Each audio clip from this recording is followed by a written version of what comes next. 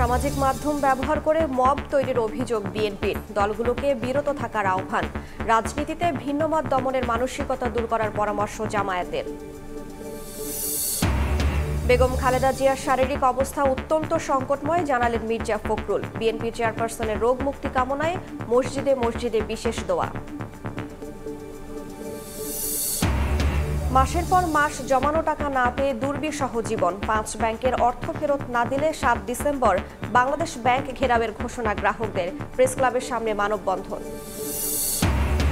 এবং সিন্ডিকেটের কবলে শাকসবজির বাজার, হাত বদলে কেজিতে বাড়ে 20 টাকা। শীত ঘনিয়ে এলেও স্বস্তি নেই দামে, সরবরাহ বাড়লে কমার আশা ব্যবসায়ীদের।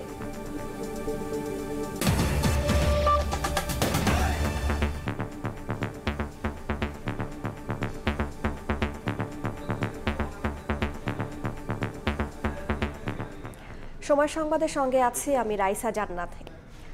সামাজিক মাধ্যম ব্যবহার করে মব তৈরির অভিযোগ তুলে বিএনপি মহাসচিব বলেছেন, সোশ্যাল মিডিয়ায় রাজনীতিকদের নিয়ে নেতিবাচক প্রচারণায় নষ্ট হচ্ছে গণতন্ত্রের সৌন্দর্য। রাজনীতিতে ভিন্নমত পোষণ করলে দমনের চেষ্টা দেশের জন্য দুর্ভাগ্যজনক বলেও মন্তব্য করেন মির্জা ফখরুল। জাতীয় প্রেস ক্লাবে একই আলোচনায় জামায়াতের সেক্রেটারি জেনারেল মিয়া গোলাম পরোয়ার বলেন, রাজনীতিতে ভিন্নমত দমনের মানসিকতা দূর করতে হলে রাজনীতিকদের প্রতিশ্রুতিবদ্ধ হতে হবে। ত্রয়োদশ জাতীয় সংসদ নির্বাচনের সময় ঘনিয়ে আসায় সরগরম রাজনীতির মাঠ। নিত্যদিনের অনুষঙ্গ সামাজিক যোগাযোগ মাধ্যমও ব্যবহার হচ্ছে নির্বাচনী প্রচারণায়। শুক্রবার সকালে জাতীয় প্রেস ক্লাবে বাংলাদেশ ফেডারেল সাংবাদিক ইউনিয়ন বিএফইউজের দ্বিবার্ষিক কাউন্সিল 2025-এর উদ্বোধনী অধিবেশনে সামাজিক মাধ্যমে রাজনীতিকদের ভিন্নধর্মী প্রচারণার সমালোচনা করেন বিএনপি মহাসচিব। এই সোশ্যাল মিডিয়াতে যেহেতু সেখানে কোনো দায়বদ্ধতা নেই, যা খুশি তাই বলা যায়, এমনভাবে রাজনৈতিক দল, রাজনৈতিক ব্যক্তিত্ব, সামাজিক ব্যক্তিত্ব, ব্যবসায়ী সকলের সম্পর্কে যে নেগেটিভ প্রচারণা চালানো হয়, তাতে করে কিন্তু গণতন্ত্র শক্তিশালী হয় না। এক ধরনের একটা নৈরাজ্য সৃষ্টি করবার চেষ্টা চলছে, মব ভায়োলেন্স তৈরি করা হচ্ছে। একই সঙ্গে রাজনৈতিক ভিন্নমতে সহনশীল পরিবেশ সৃষ্টির তাগিদ দেওয়া হয় বিএনপি ও জামায়াতের পক্ষ থেকে। দুর্ভাগ্যজনকভাবে আমাদের দেশে ভিন্নমত পোষণ করলেই তাকে শত্রু মনে করা হয়, তার সম্পর্কে বিভিন্ন রকম যত রকমের মিথ্যা অপপ্রচার চালানো হয়। এই বিষয়গুলো থেকে আমার মনে হয় আমাদের সকলেরই বিরত থাকা উচিত।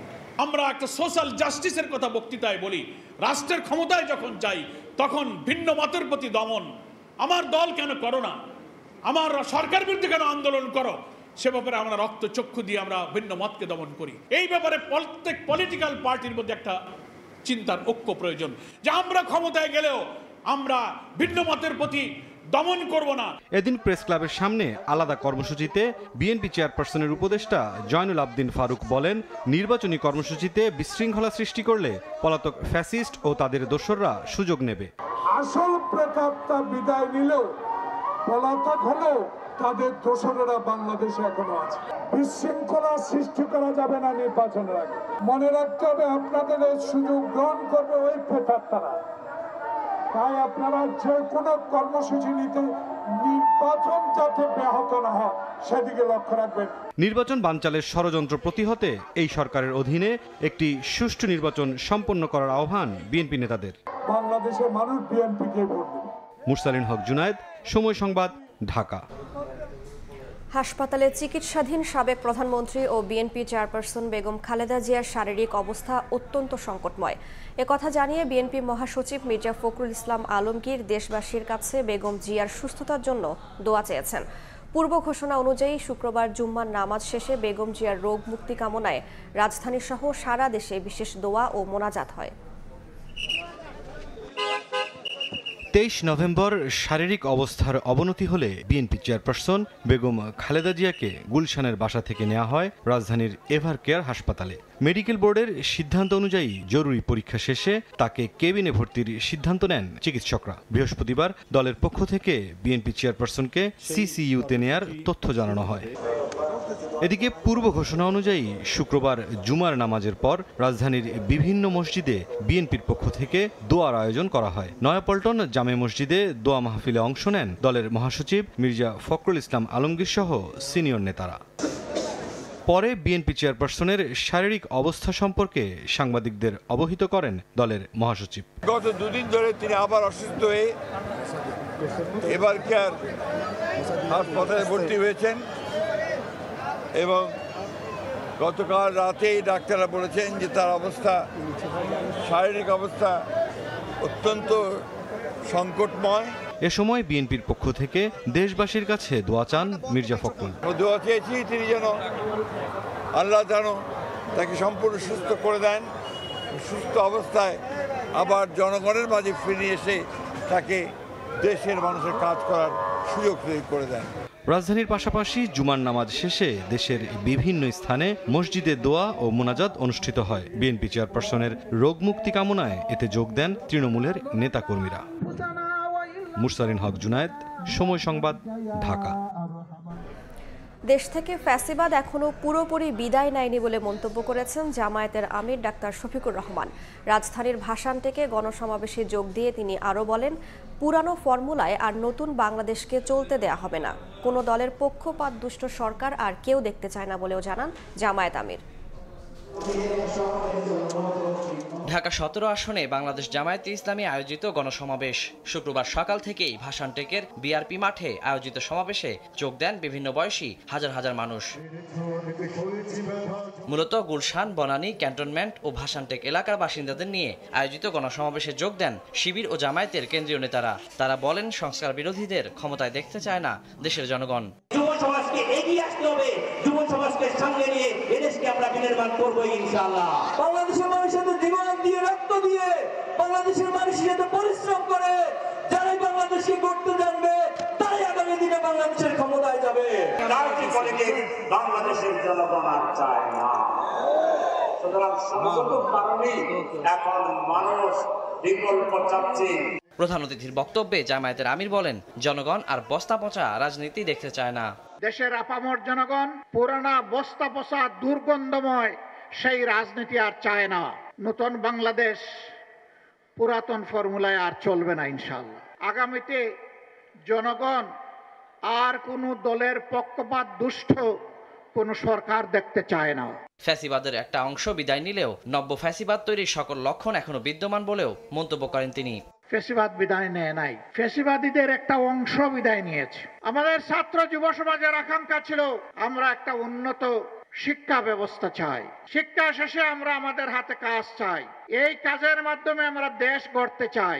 কিন্তু আমরা কি দেখতে পাচ্ছি, কেউ কেউ এই পরিবর্তনে খুশি নন। জনগণের সম্পদ চুরি, চাঁদাবাজি, শিক্ষা প্রতিষ্ঠানের গণরুমে র্যাগের নামে টর্চার ও দুর্নীতির কোনো অভিজ্ঞতা জামায়াতের নেই বলেও মন্তব্য করেন জামায়াত আমির ডাক্তার শফিকুর রহমান। তাদের তো অভিজ্ঞতা নাই, তারা দেশ চালাবে কেমনে? হ্যাঁ, আমরা স্বীকার করি আমাদের অভিজ্ঞতা নাই। কোন অভিজ্ঞতা নাই জানেন? জনগণের সম্পদ চুরি করার অভিজ্ঞতা আমাদের নেই। ওয়ালিউল সাকিব, সময় সংবাদ, ঢাকা। কোন প্রক্রিয়ায় কিভাবে কোন কোন বিষয়ে হবে গণভোট তা নিয়ে এখনও স্পষ্ট ধারণা নেই সাধারণ মানুষের বড় একটি অংশের। এমন অবস্থায় বিভিন্ন অংশীজনদের সম্পৃক্ত করে ব্যাপক প্রচারণা চালানোর তাগিদ দিচ্ছেন বিশেষজ্ঞরা। প্রধান উপদেষ্টার প্রেস সচিব জানাচ্ছেন, গণভোট নিয়ে সচেতনতা বাড়াতে অনলাইন অফলাইন দুই মাধ্যমেই চলবে প্রচারণা, আর এতে যুক্ত থাকবে সরকারের বিভিন্ন মন্ত্রণালয়। সাইফুল ইসলামের ছবিতে ফারুক ভূঁইয়া রবিনের রিপোর্ট। সংস্কার গণভোট নিয়ে নানা আলোচনা রাজনৈতিক মহল, নীতি নির্ধারণী পর্যায়ে আর বিশিষ্ট জনদের মধ্যে। এরই মধ্যে জারি হয়েছে গণভোট অধ্যাদেশও। কিন্তু প্রশ্ন থেকে যায়, এ গণভোটের প্রধান অংশীজন যারা, সে গণমানুষ এ প্রক্রিয়া সম্পর্কে কতটা ওয়াকিবহাল। শহরের অলিগলি কিংবা গ্রামীণ জনপদ, ব্যানার, ফেস্টুন, তোরণে সবখানি এখন নির্বাচনের আগমনী বার্তা। কিন্তু একই দিনে হতে যাওয়া গণভোট সম্পর্কে কতটা জানে সাধারণ মানুষ? ঢাকার উপকণ্ঠে কেরানীগঞ্জের বটতলী গ্রামে কথা হয় ফসলের মাঠে কাজ করা এসব মানুষের সঙ্গে। কোন বিষয় এটা আমি কই চাচ্তাম না, আমি জানি না। এটা আমি আজকে আপনাদের শুনলাম। গণভোট সম্পর্কে আমাদের সেরকম কোনো কিছু ধারণা নাই, এটা তো জানার জন্য আগ্রহ ছিল আর কি। নানা আলোচনায় জমজমাট, চায়ের দোকানের আড্ডা, কিন্তু সেখানেও দেখা গেল গণভোট নিয়ে অনেকের ধারণা এখনো পরিষ্কার নয়। গণভোট হবে এইটুকুই জানি, এরকম ধারণা আমাদের কেউ বলো নাই আর দেও নেই। এটা মানুষের কাছে একটু খোলসা খোলার দরকার। গ্রামীণ জনপদ পেরিয়ে খোদ রাজধানীতেও দৃশ্যপট অনেকটা একই রকম। এখানেও গণভোট নিয়ে অন্ধকারে নাগরিকদের বড় একটি অংশ।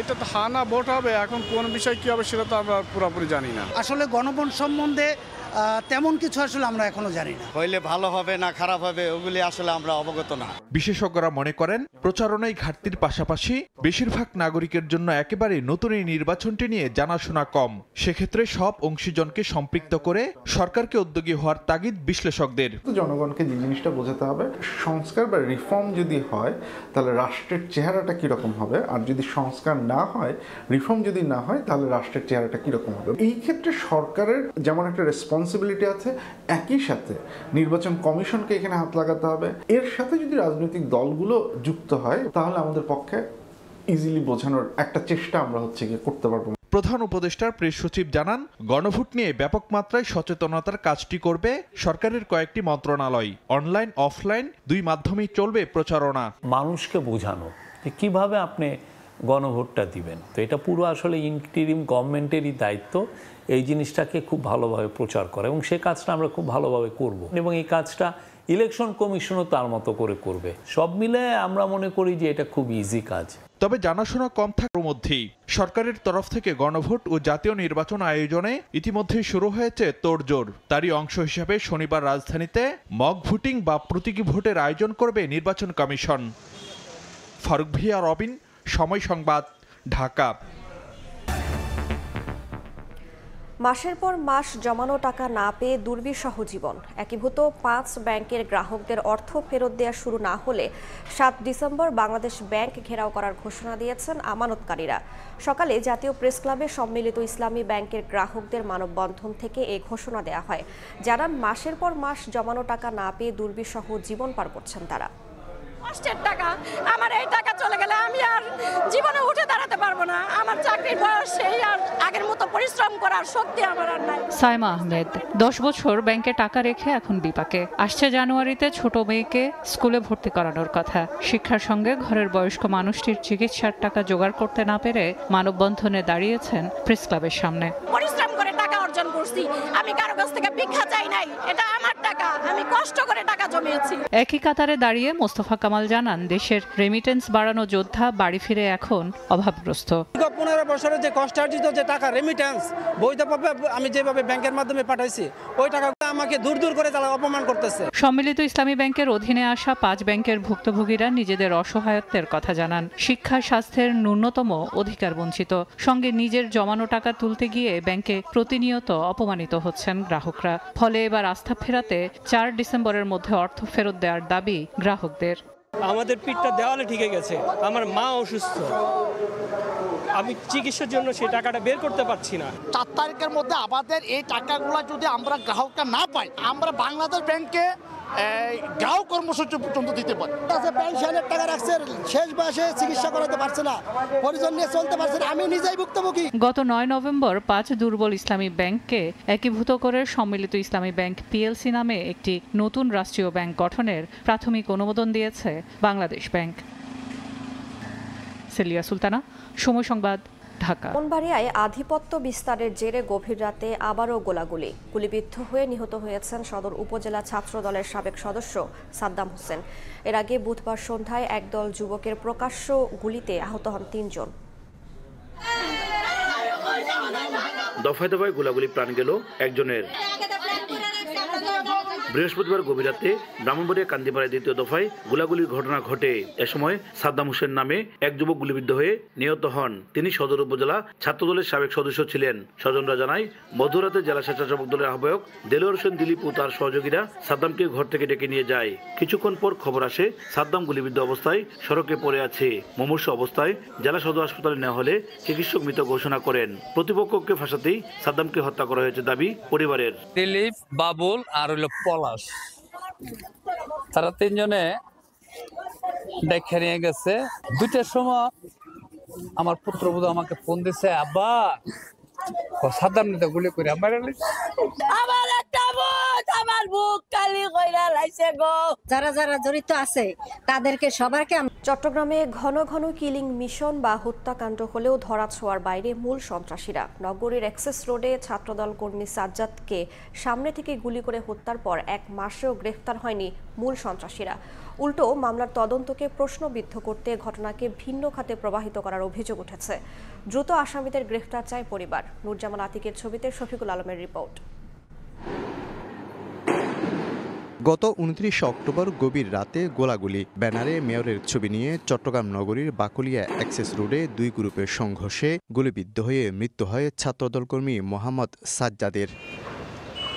দোতলার এই ভবন থেকে বের হয়ে ওই রাতেই সৈয়দশাহ রোডের মুখে সাজ্জাদকে সামনে থেকে গুলি করে সন্ত্রাসীরা। অভিযোগ উঠেছে 5 আগস্টের পর যুবলীগ ও তাঁতিলীগের সঙ্গে সম্পৃক্ততা থাকা আসামিরা ওই এলাকায় দখল ও চাঁদাবাজি সহ নানা অপরাধের সঙ্গে জড়িত ছিল। হত্যা মামলার পর তারা পলাতক, ফলে ফিরেছে স্বস্তি। আর ওইগুলো সন্ত্রাস হামলা চাঁদাবাজ এখন নাই, এদিকে এখন সব ক্লিয়ার। আগে আতঙ্কে ছিল মানুষ, এখন মোটামুটি স্বস্তিতে আছে।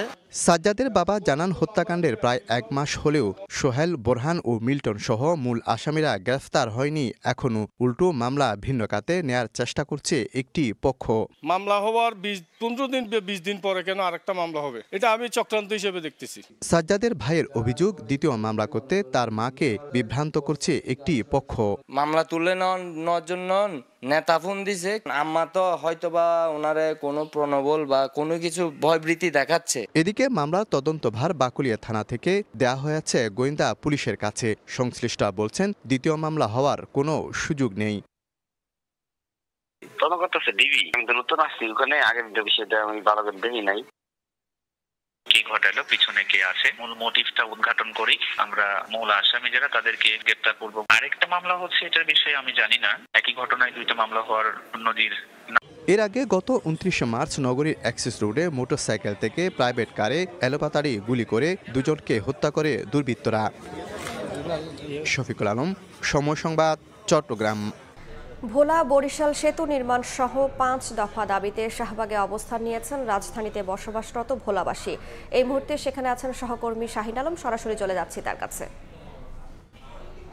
বরিশাল ভোলা সেতুর দাবিতে এই মুহূর্তে রাজধানীর শাহবাগে অবস্থান নিয়েছে বরিশালের ভোলার যে বাসিন্দা, তারা এই মুহূর্তে এই শাহবাগ মোড়ে অবস্থান নিয়েছেন। তাদের যে 5 দফা দাবিতে দীর্ঘদিন ধরে তারা আন্দোলন করছিলেন, তারই ধারাবাহিকতায় আজকে বিকেল 3টা থেকে এই মোড়ে তারা অবস্থান নিয়েছেন। এই মুহূর্তে যদি বলি, এই শাহবাগ মোড়ের 4 জুড়ে আসলে ভোলার যে বাসিন্দারা তারা এখানে অবস্থান নিয়েছেন। এতে করে পুরো রাস্তা কিন্তু ব্লকেট হয়ে গেছে এবং তারা যেটি বলছেন যে দাবি আদায় না হওয়া পর্যন্ত এই মোড়ে অবস্থান নেওয়ার কথা তারা বলেছেন এবং দাবি আদায় করে তারা বাসায় ফিরবেন। আসলে ভোলাবাসীর দীর্ঘদিনের এই দাবিতে তারা বিভিন্ন সময় আন্দোলন করে আসছেন এবং আন্দোলনের প্রেক্ষিতে কয়েকদিন থেকে তারা লাগাতার আন্দোলন করছেন। সেই আন্দোলনের অংশ হিসেবে আজকে তারা শাহবাগ মোড়ে অবস্থান নিয়েছেন। এক কথায় যদি বলা যায় যে শাহবাগ মোড়ের 4 জুড়ে ভোলা এবং বরিশালের যারা বাসিন্দা রয়েছেন রাজধানীতে, তারা জড়ো হয়েছেন এবং দাবি আদায়ে তারা নানা স্লোগান দিচ্ছেন। এখানে মূলত তাদের 5টি দাবি রয়েছে। প্রধানতম যে দাবিটি হচ্ছে সেটি হচ্ছে সেতুর দাবি, এছাড়া বিশ্ববিদ্যালয় সহ গ্যাস সংযোগ সহ মোট 5টি দাবি তারা জানিয়েছেন। যদি বলা যায় যে সময় যত গড়িয়ে যাচ্ছে তত আন্দোলনের মাত্রা ততই বাড়ছে এবং এখানে লোক সমাগম আরও বাড়ছে। আর যদি বলা যায় যে আন্দোলনকে ঘিরে 4 জুড়ে পুলিশি যে নিরাপত্তা সেটিও কিন্তু গ্রহণ করা হয়েছে এবং হচ্ছে সেই আন্দোলন এবং চলমান রয়েছে, আন্দোলন চলছে এবং আন্দোলনকারীদের সঙ্গে কথা বলে আমরা যেটি জানতে পারছি যে তারা বলছেন যে দাবি আদায় না হওয়া পর্যন্ত তারা এই শাহবাগ মোড়ে তাদের অবস্থান তারা রেখে দিবেন। তো এই ছিল আমার কাছে শাহবাগ মোড় থেকে এখানে যে আন্দোলন চলছে তার সর্বশেষ খবর। সরাসরি যুক্ত ছিলাম রাজধানীর শাহবাগে। দ্বিতীয়বারের মতো বঙ্গোপসাগরে মৎস্য সম্পদ ও ইকোসিস্টেম জরিপের কাজ শেষ করেছে সরকার, যার ফলাফল প্রকাশ করা হবে আগামী রোববার। শুক্রবার সিরডাপ মিলনায়তনে বিজেএফ এর অনুষ্ঠানে কথা জানান মৎস্য অধিদপ্তরের কর্মকর্তারা। বলেন, মূল্যবান টুনা মাছ আহরণে বিশেষ নজর দেয়া হচ্ছে। গরুর মাংসের দাম 800 টাকা হলেও আমদানির পক্ষে নন বলে জানান প্রাণী সম্পদ উপদেষ্টা। মৎস্য অধিদপ্তরের তথ্যমতে বঙ্গোপসাগরের 1,18,000 বর্গ কিলোমিটার জুড়ে বাংলাদেশের বিশেষ অর্থনৈতিক অঞ্চলে রয়েছে 8 প্রজাতির টুনা, 10 প্রজাতির পেলাজিক মাছ। এছাড়াও 36 প্রজাতির চিংড়িসহ আছে অন্যান্য জলজ সম্পদ। এই সম্পদের প্রকৃত পরিমাণ ও ইকোসিস্টেম সম্পর্কে জানতে বিশাল সমুদ্র অঞ্চলে 2018 সালে প্রথমবারের মতো জরিপ চালায় সরকার। এরই ধারাবাহিকতায় সম্প্রতি নরওয়ের সহযোগিতায় শেষ হয়েছে দ্বিতীয় জরিপ কার্যক্রম। মৎস্য অধিদপ্তরের কর্মকর্তারা বলছেন 30 নভেম্বর জানা যাবে ফলাফল, যার ভিত্তিতে সমুদ্র সম্পদ আহরণে করণীয় ঠিক করবে সরকার। আগামী 30 তারিখে আমাদের সর্বশেষ যে জরিপটা হয়েছে ডক্টর ফ্রিটজফ ন্যানসেনের মাধ্যমে, সেটার ফলাফল আমরা প্রকাশ করা হবে 30 তারিখে। বাংলাদেশে বছরে 50 লাখ টন মাছ উৎপাদিত হয়, এর মধ্যে 6.5 লাখ টন আসে সমুদ্র থেকে। বর্তমানে সাগরে মাছ ধরছে 234টি বাণিজ্যিক জাহাজ। এ অবস্থায় টুনা মাছ আহরণ এবং মৎস্যজাত পণ্য রফতানিতে জোর দেওয়ার কথা জানান মৎস্য অধিদপ্তরের মহাপরিচালক। ইমিডিয়েট যে অর্থ বছর হলো সেখানে আমরা 6,100 কোটি টাকা মৎস্য পণ্য রপ্তানি করে আয় করেছি। অনুষ্ঠানে মাছের পাশাপাশি গরুর মাংসের দাম নিয়েও কথা বলেন মৎস্য ও প্রাণী সম্পদ উপদেষ্টা। গরুর মাংসটা প্রতিদিন কি কেউ খায়, এমনি মধ্যবিত্ত খায় না। আর যদি খেতে চায় 700-800 টাকা অত বেশি হওয়া কথা না তাদের জন্য। ইলিশের চলাচল নির্বিঘ্ন করতে নদী পুনঃখননের উদ্যোগ নেওয়ার কথাও জানানো হয় অনুষ্ঠানে। শুভ খান, সময় সংবাদ, ঢাকা। সময় সংবাদে আরও থাকছে, অভিবাসী নিয়ে ট্রাম্পের আগ্রাসী পদক্ষেপ, তৃতীয় বিশ্ব থেকে অভিবাসনে স্থগিতের তোড়জোড়, 19 দেশের গ্রিন কার্ডধারীদের তথ্য যাচাইয়ের সিদ্ধান্ত।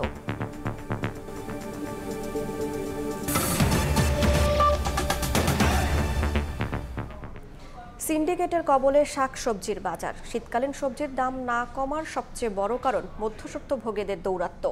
কৃষকের ক্ষেত থেকে ভোক্তার ঝুড়ি পর্যন্ত হাত বদলায় কমপক্ষে 5 থেকে 6 বার, এতে কেজিতে বাড়ে 20 টাকা পর্যন্ত। আর তাই শীত ঘনিয়ে আসলেও স্বস্তি নেই দামে, সরবরাহ বাড়লে দাম কমার আশা ব্যবসায়ীদের। শফিকুজ্জামান রুবেলের রিপোর্ট, ক্যামেরায় ছিলেন শাহজাহান খান। প্রকৃতিতে শীতের আমেজ, কিন্তু বাজার উত্তপ্ত। মৌসুমী সবজির দামে নেই শীতের ছোঁয়া। জীবনযাত্রা ব্যয় যখন লাগাতার বাড়ছে, তখন ভোক্তার খাবারের তালিকা ছোট হয় যেন নিয়তি। ভোক্তার জন্য রাজধানীর কারওয়ান বাজারের রোববারের সকালটাও শুরু হলো ভরপুর হতাশা নিয়ে। কয়েক সপ্তাহ ধরে বাজারে শীতের নতুন সবজি উঠলেও দাম পড়তির লক্ষণ নেই। ক্রেতারা কিনছেন কম, মুখে হতাশার ছাপ। বিক্রেতাদের ব্যাখ্যা, সরবরাহ কম, আরও 1 মাস গেলে দাম কমতে পারে, কিন্তু এই আশ্বাসে ভরসা পাচ্ছেন না কেউই। বৃষ্টি গেছে, এই লেগে ফসল আর গাছপালা হয় নাই, লেগার দাম বেশি। আবার মনে করেন এই মাস পরে আল্লাহ নবীর দাম কমে যাব। শীতকালীন যে সবজি খাওয়া আমাদের যে প্রবণতা বা ইচ্ছা থাকে, সেটা এখন পর্যন্ত ওই পরিমাণ দাম কমার কোনো সম্ভাবনা বা পসিবিলিটি আমরা দেখতে পাচ্ছি না। শহরে বাজারের চিত্র যেমন হতাশার, তেমনি পাড়া মহল্লার অলিগলির চিত্র আরও ভয়াবহ। ভ্রাম্যমাণ সবজি বিক্রেতাদের কাছে বাজারের তুলনায় বাড়তি গুনতে হয় কেজিতে অন্তত 20 টাকা। অভিযোগ, পাইকারি বাজারে সিন্ডিকেটের কাছে জিম্মি তারা। আরবদারে বলতে হবে যে বাজার বেশি কেন, আরবদারে বলতে হবে। কিছু কিছু ফইরে আছে 2-3 মিলা ওই ট্রাকের যত মাল আছে ওরা কিনে ফেলে তখন 5 কেজি 10 কেজি করে আমাদের কাছে ওরা লাভবান হয়ে আরো বেশি দামে বিক্রি করে। শীতের মৌসুম, সবজির সমাহার, কিন্তু দাম নেই হাতের নাগালে। বাজার কিংবা মহল্লা, দামের তারতম্য নিয়েও বেজায় অখুশি ক্রেতারা। সিন্ডিকেটের শেকড় খুঁজতে সময় সংবাদের গন্তব্য মানিকগঞ্জ। যান্ত্রিক শহর, ঘুম থেকে জাগার আগেই গ্রামের হাটে জমে ওঠে সবজি বিক্রি। কৃষকের হাতে থাকা বেগুন, ফুলকপি, সিম সবই রাজধানী থেকে অন্তত 3 গুণ কম দামে মিলছে এখানে। আমার কাছে অন্যায় হয়, কারণ আমরা তো বেশি দাম পাই না। ব্যাপারটা ঠিকই বেশি আছে, আমরা তো বেশি দাম পাই না। বেগুন আনে বসে রয়েছি, এখন যে কেউ 30-35 টাকা কয়, তাহলে আমরা ব্যস্ত হইব, এ নিয়ে আমি কি করব? এখানে স্পষ্ট হয়ে ওঠে সিন্ডিকেটের কারসাজি। কৃষকের ক্ষেত থেকে সবজি যায় স্থানীয় ফুরিয়ার কাছে, তারপর আড়ত, সেখান থেকে ঢাকার আরেক মধ্যস্বত্বভোগীর হাতে, এরপর পাইকার হয়ে পৌঁছায় খুচরা দোকানদারদের কাছে। এভাবে 5-6 ধাপ পেরিয়ে সবজি আসে ভোক্তার পাতে। প্রতিটি ধাপেই দাম বাড়ে 5 থেকে 20 টাকা। তাই গ্রামের বাজারে 30 টাকার সবজি ঢাকায় এসে সেঞ্চুরি হাঁকায়। গ্রামের এসব বাজারগুলো থেকে হাত বদলের যাত্রা শুরু হয় শীতকালীন সবজির, আর প্রতিটি বদলেই কেজি প্রতি বাড়ে 10 থেকে 20 টাকা। মূল্যবৃদ্ধির এই প্রতিযোগিতায় কৃষকের হিস্সা কতটুকু? কৃষকের সেই হিস্যা থেকে যায় মাটির কাছেই। ভোরের আলো ফোটার আগেই মাটির কাছে নত হয়ে সোনা ফলাচ্ছেন মনিরুজ্জামান। তবে বাজারের অন্যায় দামে বছর বছর হতাশায় নিমজ্জিত মনিরুজ্জামান। মালা আজকে নিয়ে গেছি, সুন্দর নিয়ে গেছি, নিবি না আজ নমুনা মালা হন এই দাম মানে 20 টাকা 15 টাকা।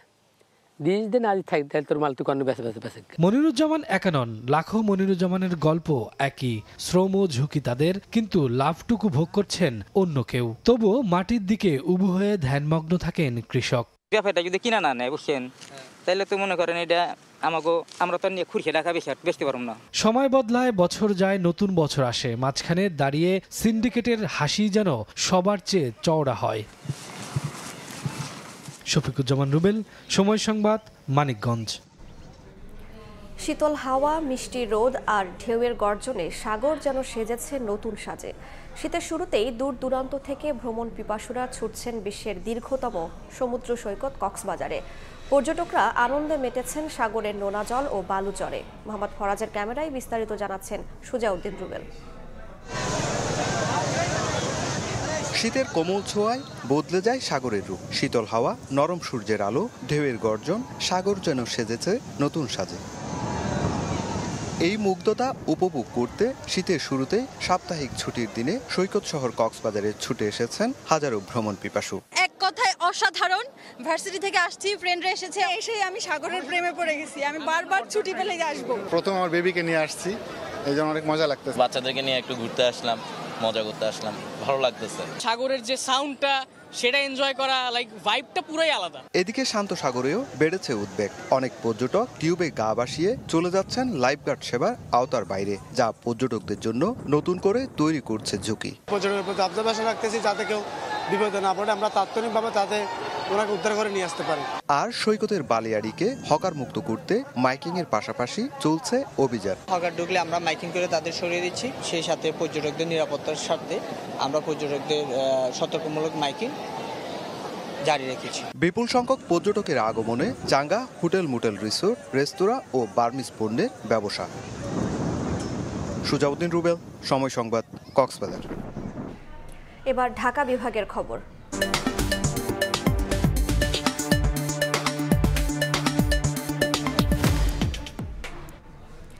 ঢাকা-ভাঙ্গা এক্সপ্রেসওয়ের পাশে মাদারীপুরের শিবচরে সড়ক দুর্ঘটনায় আহতদের চিকিৎসার জন্য ট্রমা সেন্টার উদ্বোধনের 3 বছরেও হয়নি চালু।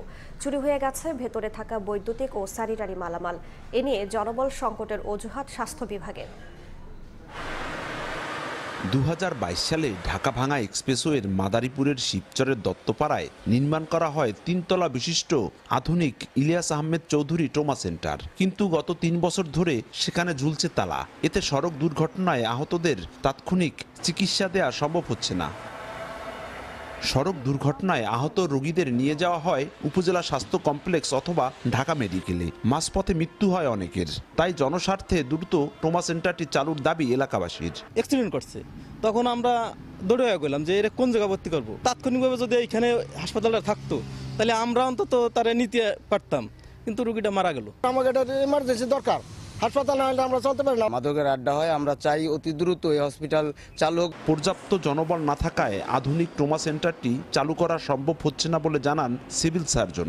বারবার স্বাস্থ্য অধিদপ্তর ও মন্ত্রণালয়ে চিঠি দিয়েও সমাধান হচ্ছে না বলেও জানান তিনি। উপজেলা স্বাস্থ্য পরিবার কর্মকর্তা মহোদয়ের সাথে কথা হয়েছে, তিনি বলছেন এখানে প্রশাসনিক অনুমোদন আছে, বাট ওইখানে কোনো জনবল নেই। আর এই ব্যাপারে জনবলের জন্য ঊর্ধ্বতন কর্তৃপক্ষের কাছে দৃষ্টি আকর্ষণ করা হয়েছে। স্বাস্থ্য বিভাগের তথ্য মতে 11,96 লাখ টাকা ব্যয়ে নির্মিত ট্রমা সেন্টারটিতে 2 জন আবাসিক চিকিৎসা কর্মকর্তা, 14 জন চিকিৎসক, 10 জন নার্স সহ মোট 34টি পদে জনবল প্রয়োজন। দেখে বোঝার উপায় নেই এটি কোনো বিধ্বস্ত এলাকা নাকি সরকারের নবনির্মিত ট্রমা সেন্টার। নিরাপত্তা কর্মী না থাকায় এখানকার সকল মূল্যবান জিনিসপত্র খোয়া গেছে। এটি দীর্ঘদিনও চালু না হওয়ায় ক্ষুব্ধ স্থানীয়দের পাশাপাশি দক্ষিণ অঞ্চলের যাত্রীরা। সঞ্জয় কর্মকার, অভিজিৎ, সময় সংবাদ, মাদারীপুর। দেশের বাইরের খবর। হংকংয়ের আবাসিক ভবনে ভয়াবহ আগুনে মৃতের সংখ্যা বেড়ে 128 জনে দাঁড়িয়েছে। এখনও নিখোঁজ 3 শতাধিক। প্রাথমিক তদন্ত অনুযায়ী প্রতিটি তলায় লিফটের জানালা খুব সহজে জ্বলে উঠতে পারে এমন দাহ্য বস্তু দিয়ে ঢাকা থাকায় ভবনগুলোর ভেতরে আগুন দ্রুত ছড়িয়ে পড়ে। নিখোঁজদের খোঁজে অধীর অপেক্ষায় স্বজনরা। সবকিছু পুড়িয়ে অবশেষে নিভেছে হংকংয়ের আবাসিক ভবনের আগুন। স্থানীয় দমকল বাহিনী নিশ্চিত করেছে যে প্রধান অগ্নি নির্বাপন অভিযান শেষ হয়েছে। তবে নিখোঁজদের খুঁজে পেতে এখনও দুচোখ মেলে অপেক্ষায় স্বজনরা। আবার অনেকেই মৃত স্বজনদের দেহাবশেষ নিতে এসেছেন। আশপাশের ভয়াবহতা যেন এসব মানুষদের দেখতে না হয়, সে কারণেই কাপড় দিয়ে ঘিরে নিয়ে যান স্বেচ্ছাসেবীরা। 8 দশকেও এমন ভয়াবহ অগ্নিকাণ্ড দেখেনি হংকং। সত্যি বলতে আমাদের মনে আর কোনো আশা নেই। এই আশা দিয়ে কোনো কাজ হবে না। এতগুলো ঘন্টা পার হয়ে গেছে, এখনো শত শত মানুষ নিখোঁজ। তাহলে আশা করে কি আদৌ কোনো লাভ হবে? লাশগুলো এখনো খুঁজে বের করতে হবে, তাই না?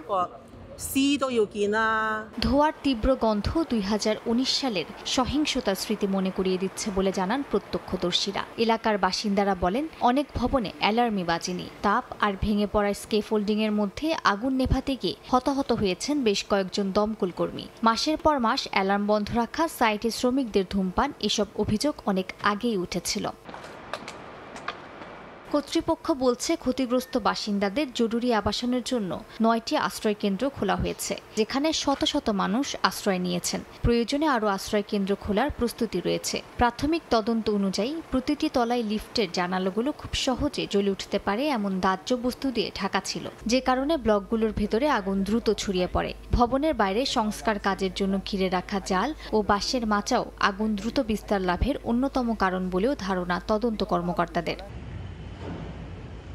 সংস্কারে সম্পৃক্ত প্রতিষ্ঠানের শীর্ষ কর্মকর্তাদের গ্রেফতারের পাশাপাশি অফিসে অভিযান চালিয়ে দরপত্রের নথি, কর্মচারীদের তালিকা, 14টি কম্পিউটার এবং 3টি মোবাইল ফোন জব্দ করা হয়েছে। মালিহা সুহরওয়ার্দী, সময় সংবাদ। অভিবাসী ইস্যুতে আগ্রাসী পদক্ষেপ নিতে যাচ্ছেন মার্কিন প্রেসিডেন্ট ডোনাল্ড ট্রাম্প। তৃতীয় বিশ্বের সব দেশ থেকে স্থায়ীভাবে অভিবাসন প্রক্রিয়া স্থগিত রাখার সিদ্ধান্ত নিতে যাচ্ছে যুক্তরাষ্ট্র। এর আগে আফগানিস্তান সহ 19টি দেশের গ্রিন কার্ডধারীদের তথ্য পুনরায় যাচাইয়ের সিদ্ধান্ত নেয় ওয়াশিংটন ডিসিতে ন্যাশনাল গার্ড সদস্যদের উপর বন্দুক হামলার ঘটনায় ট্রাম্পের একের পর এক কঠোর পদক্ষেপের ঘোষণায় শঙ্কিত দেশটিতে বসবাসরত অভিবাসীরা। দ্বিতীয় দফায় মার্কিন প্রেসিডেন্ট হিসেবে ক্ষমতা গ্রহণের পর থেকেই একের পর এক অভিবাসী বিরোধী পদক্ষেপ নিচ্ছেন ডোনাল্ড ট্রাম্প। অভিযান জোরদার করতে বিভিন্ন শহরে ন্যাশনাল গার্ড সদস্য মোতায়েন থেকে শুরু করে সীমান্তে নিরাপত্তা জোরদার। ওয়াশিংটন ডিসিতে ন্যাশনাল গার্ড সদস্যদের ওপর বন্দুক হামলা ট্রাম্পকে যেন অভিবাসী নীতিতে আরও কঠোর হওয়ার সুযোগ করে দিয়েছে। এবার তৃতীয় বিশ্বের সব দেশ থেকেই স্থায়ীভাবে অভিবাসী নেওয়া স্থগিত রাখার সিদ্ধান্ত নিতে যাচ্ছেন তিনি।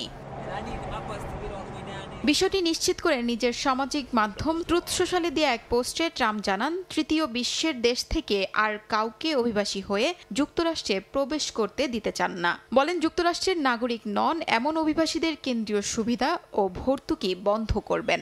একই সঙ্গে তিনি তার পূর্বসূরি জো বাইডেনের আমলে যুক্তরাষ্ট্রে অভিবাসনের অনুমতি পাওয়া লাখো মানুষের অনুমোদন প্রত্যাহার করে নেয়ার হুমকিও দেন। তবে তৃতীয় বিশ্বের কোন কোন দেশ থেকে যুক্তরাষ্ট্রে প্রবেশাধিকার বন্ধ করবেন তা স্পষ্ট করেননি ট্রাম্প। বিভিন্ন আন্তর্জাতিক সংস্থার তথ্য বলছে, তৃতীয় বিশ্বের দেশের তালিকায় আছে বাংলাদেশ, পাকিস্তান, ভারত, মিয়ানমার, ইরাক, নেপাল সহ বেশ কয়েকটি দেশের নাম। এর আগে আফগানিস্তান সহ 19টি দেশের গ্রিন কার্ডধারীদের নথি পুনরায় যাচাই বাছাইয়ের সিদ্ধান্ত নেয় যুক্তরাষ্ট্র। একই সঙ্গে আফগান নাগরিকদের রাজনৈতিক আশ্রয়ের আবেদন স্থগিত ঘোষণা করা হয়। যদিও ট্রাম্পের আগের আদেশ অনুযায়ী আফগানিস্তান সহ 12টি দেশের নাগরিকদের যুক্তরাষ্ট্র প্রবেশে নিষেধাজ্ঞা ছিল, আরও 7টি দেশের ওপর আংশিক নিষেধাজ্ঞা ছিল। এদিকে হামলার ঘটনায় আহত ন্যাশনাল গার্ডের এক নারী সদস্য মারা গেছেন। আরেকজনের অবস্থা এখনও সংকটজনক বলে জানিয়েছেন মার্কিন প্রেসিডেন্ট ডোনাল্ড ট্রাম্প। হামলার ঘটনায় জড়িত সন্দেহে আটক 29 বছর বয়সী রহমানুল্লাহ লাখানওয়াল আফগান যুদ্ধের সময় যুক্তরাষ্ট্রের কেন্দ্রীয় গোয়েন্দা সংস্থা CIA এর হয়ে কাজ করত বলে জানিয়েছে FBI। শিউলি রোজা, সময় সংবাদ। খেলার খবর। AFC অনূর্ধ্ব 17 এশিয়ান কাপের মূল পর্বে খেলার স্বপ্ন পূরণ থেকে বাংলাদেশ এখন মাত্র 1 ম্যাচ দূরে। গ্রুপ পর্বে নিজেদের চতুর্থ ম্যাচে বাহরাইনকে 2-1 গোলে হারিয়েছে লাল সবুজ। মূল পর্ব নিশ্চিতে রোববার গ্রুপের শেষ ম্যাচে যুবাদের জিততে হবে স্বাগতিক চীনের বিপক্ষে। চীনের ইয়ং চুয়ান স্পোর্টস কমপ্লেক্স মাঠে এদিনও দুর্দান্ত শুরু করে বাংলাদেশ। ফয়সাল, রিফাত ও অপু বেশ কয়েকটি ভালো সুযোগ তৈরি করেন। 20 ও 28 মিনিটে আসে দুটি সুযোগ, কিন্তু ফরওয়ার্ড রিফাত কাজী এগিয়ে নিতে পারেননি দলকে। গোলশূন্য অবস্থায় শেষ হয় প্রথমার্ধ।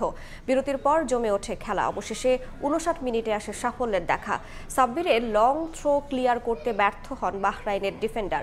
সুযোগটি লুপে নিয়ে সুপার সাব বায়েজিদ দারুণ শটে গোল করে এগিয়ে নেন দলকে। 72 মিনিটে অধিনায়ক ফয়সালের পাস থেকে লং শটে দলের দ্বিতীয় গোল করেন মানিক। 85 মিনিটে এক গোল শোধ করে ম্যাচে ফেরার চেষ্টা করে বাহরাইন, কিন্তু শেষ পর্যন্ত প্রতিপক্ষকে আর সুযোগ দেয়নি বাংলাদেশের যুবারা।